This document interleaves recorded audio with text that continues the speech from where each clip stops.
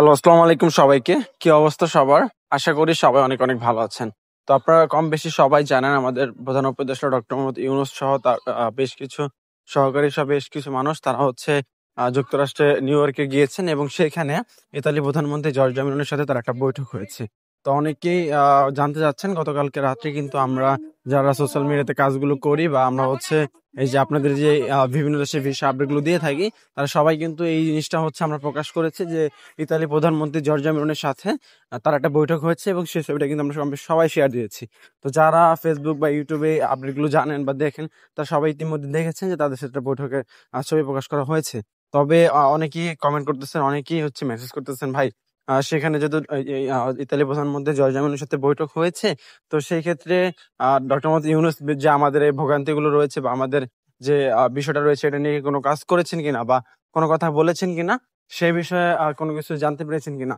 দেখেন ভাই, আমরা গতকালকে রাত্রেই নিউজটা পেয়েছি, সত্যি বলতে যেটা এখনো পর্যন্ত সেরকম চূড়ান্ত কোনো আপডেট আমরা পাইনি যে কোন বিষয়ে আপডেট করা হয়েছে। আমরা অনেক নিউজ চ্যানেলের বা পত্রিকার হচ্ছে ওয়েবসাইট গুলো বা হচ্ছে টিভি চ্যানেলগুলো ঘেটেছি। কোথাও আমি এরকম একটা পোস্ট বা হচ্ছে এরকম হচ্ছে মানে নিউজটা কভার করতে দেখিনি। হয়তো বা সেখানে বাংলাদেশি কোনো কমিউনিটির হচ্ছে সাংবাদিক ছিল না, যার কারণে প্রকাশ হয়নি। তো তারপরও যেহেতু বৈঠক হয়েছে, অবশ্যই সেটা প্রকাশ হবে। কারণ বাংলাদেশে আসবেন বা হচ্ছে সেখানে যেহেতু বাংলাদেশি অনেক সাংবাদিক আছে, তারা অবশ্যই জিজ্ঞেস করবেন যে কি বিষয়ে বৈঠক হয়েছে, তখন কিন্তু বিষয়গুলো প্রকাশে আসবে। এখনো পর্যন্ত কোনো কিছু জানা যায়নি, তবে যতটুকু ধারণা করতেছে যে যেই মানুষগুলো ভোগান্তির শিকার হচ্ছে এদের নিয়ে অবশ্যই কিছু বলবেন। কারণ আমরা যেহেতু বারবার আন্দোলন করেছি, অবশ্যই ডক্টর ইউনূসের কান পর্যন্ত এই বিষয়টা রয়েছেন। তো এর পাশাপাশি নতুন করে যে আবেদন বা ফ্লুসে আবেদন হচ্ছে, সেখানে কিন্তু বাংলাদেশিদেরকে একটা এক্সট্রা কোঠা দেওয়ার কথা ছিল। তো সেখানে বাংলাদেশের একটা কোঠা পাবেন। আশা করি সেই বিষয়টা নিয়েও তিনি আলোচনা করেছেন। এটা 100%। আর বাংলাদেশ থেকে কিন্তু প্রচুর পরিমাণে অবৈধভাবে ইতিমধ্যে হচ্ছে আপনার ইতালি প্রবেশ করতেছে ভূমধ্য সাগর পথে। তো সেই বিষয়টা নিয়ে অবশ্যই ইতালি প্রধানমন্ত্রী বাংলাদেশের কাছে সাহায্য চাইবেন, যাতে বাংলাদেশ থেকে অবৈধভাবে অনেকগুলো প্রবেশ না করেন।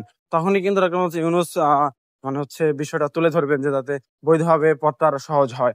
তো আশা করি আমরা চূড়ান্ত আপডেটগুলো খুব দ্রুত পেয়ে যাবো এবং আপনাদেরকে সেই বিষয়গুলো জানাতে পারবো। তো আশা করি আপনার বিষয়টা বুঝতে পেরেছেন। যারা কমেন্ট করতেছেন, আশা করি আপনাদের কমেন্ট বা মেসেজ করার প্রয়োজন হবে না। যখন আমরা আপডেট পাবো তখন সবার আগে আমরাই প্রকাশ করার চেষ্টা করব। ধন্যবাদ সবাইকে।